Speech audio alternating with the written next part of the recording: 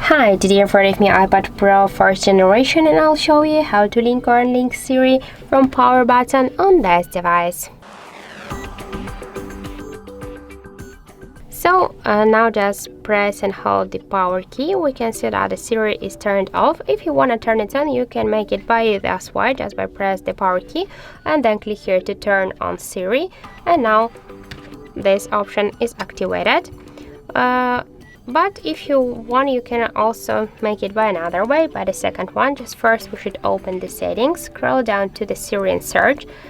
To turn off Siri, we should click here on the switcher and tap it. But to turn it on, you just should click here, press top button for Siri, click enable Siri, and that's it. By the same way, we can turn it on or turn it off.